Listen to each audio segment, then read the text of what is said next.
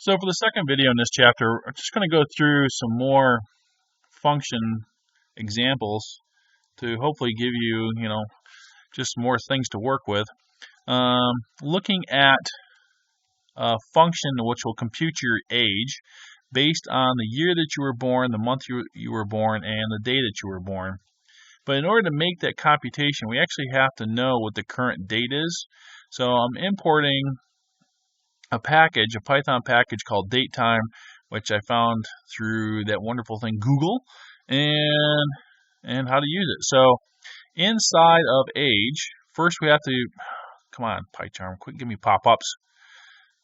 Okay, so inside of age, we first compute or get what the current date is using that package datetime, and then we compare your month born with the current month.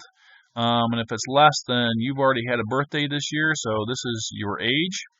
And this is a function, so we're going to return that value back to the calling code. And once this is executed, this return, that's it. We'll exit the function and go back to the calling code as soon as it hits that return statement. So all this other stuff will be ignored. If the month you were born is after the current month, then you haven't had a birthday yet. We need to subtract a year off. And if both of those fails, that means that you were born during the current month, and we now need to check the day you were born versus the current date. It's a similar computation. If the day you were born is less than or equal to the current day, then you just do this subtraction, the year you were born from the current year, that's your age. Otherwise, you have not had a birthday yet, and so we need to subtract 1 from that computation. So down below, we're going to get the current date using datetime again, and just print out the current date, the current year, the current month, and the current day, just to check that it's working correctly. Print off 3 blank lines, and then we're going to compute the age of somebody born April 12th, 1975. So the 4th month, 12th day, 1975, September 4th, 1934, and then we're going to use the current year, current month, and current day to print off the age of somebody that was born today. So let's run that. Age.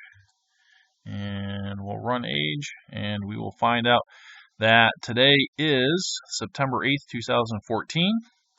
And if you were born on April 12th, 1975, you are 39. September 4th, 1934, you are 80. And if you were born today, you are 0 years old. We're going to add to age. So this is the exact same age function from the previous example. But in age and generation, we're going to go back and revisit the procedure generation we had, which printed off what generation you're in, baby boomer, generation X, generation Y. And we're going to change this so that we return the value baby boomer, generation X, generation Y. And I probably should have returned baby boomer instead of baby boomer, but, well, that's the way I did it. The advantage to this is we can use these generations now inside another string that we can customize any way we want, whereas before we actually printed off, you are a baby boomer, and that was it. You couldn't really use it any other way other than to say exactly that. Age function hasn't changed. Down here we're printing off somebody born April 12th, 1975, and then we use which generation to get that string that tells you the generation that you're from. And then we do the same thing with a couple of other dates. I got really fond of 12s for some reason. I'm not really sure why, but it happened. And so we will go with age and generation and run that. And we'll run that age and generation again. Here we go. So if you're born April 12th, 1975, you're 39, you're generation X, according to the algorithm I'm using to compute generations. September 12th, 1943, you're 70 and a baby boomer. I guess a baby boomer worked out in this case. And June 12th, 1990, you're 24 and you are generation Y. I want to take a look at another example of using a function, and in this case, using the return is going to do some make the algorithm a lot more efficient. So we're going back and looking at prime numbers and the number of primes. In this case, we're going to compute or decide whether a number is prime or not. This isn't the most efficient way to do this, but it is a method. So we pass in a number x, and we're going to return is prime, just returns true or false. It's not, that's it. So we check first to see if the number is greater than 1. 1 is not a prime number, so if it is 1 down here, we check for that and we return false. So we check if the number is greater than 1, and if it is, we go up to half of the number, starting from 2 to half of the number, and we divide x by all the numbers in that range, and check to see if there's a remainder. And if it turns out that there is a remainder of 0, then that means that whatever x is, it's divisible by I, and in that case, that means x isn't prime, and so we return false. But the nice thing about this is that means that we won't go through the entire range of numbers. As soon as this return is encountered, then this procedure will be executed. It says, oh, you found your value. I can only return one value, so it's going to have to be false. I'm done.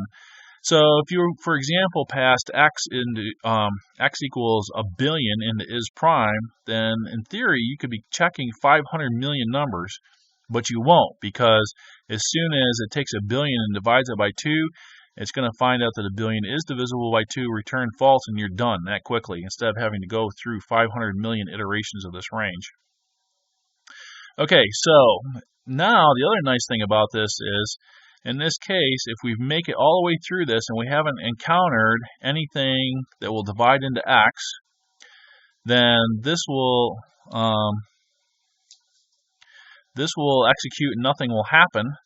And then we'll come down here to the last line, and in that case, we know that this number wasn't divisible by anything, so we can return true. We can say this is in fact a prime. Num primes is going to return the number of primes less than a given number. So we know 1 isn't a prime. We're going to start at 2. We start off with a count of primes less than a number as 0. And then we go from 2 up to, well, in range, you always have to go 1 over. So we go up to from 2 up to the number. And then we just check if it is a prime. If is prime, I in this range, then we found a prime number less than x, and we add 1 to our count, and then we just return prime count. And then this down here is just testing our code. So this gives us a way to test is prime and num primes working. So I'm going to test it for a range from 1 to 50. We pass in is prime, print out the number I, and if it is a prime, we say it's a prime number. Otherwise, we say it's not a prime number. And then we print out the number of primes less than or equal to I, and we print out num primes. Okay, so let's run that and see how we did. So 1 is not a prime number, despite what the movie Core said. 1 is definitely not a prime number. And the number of primes less than or equal to 1 is 0. 2 is a prime, and so there's 1 prime less than or equal to 2. 3 is a prime, so now there's 2 numbers, 2 primes less than or equal to 3, 2 and 3. 4 is not a prime, so prime count does not go up. In fact, prime count's only going to go up when you hit a prime. 5 is a prime. 6 is not a prime. 7 is. 8's not. 9's not. 10's not. 11 is, and so on. So it seems to work just fine. So just a couple of things. It's generally speaking, you probably want to write functions instead of procedures. It's just more versatile to pass back a value to the thing it's calling and let the thing that's calling your function make use of it however it needs to. And the other thing is using return values like this inside a loop or in other ways can often make your code more efficient. You may find out exactly what you need to know before the entire loop is done and say, you know what, I don't need to know anymore, I'm done. Okay, so happy coding.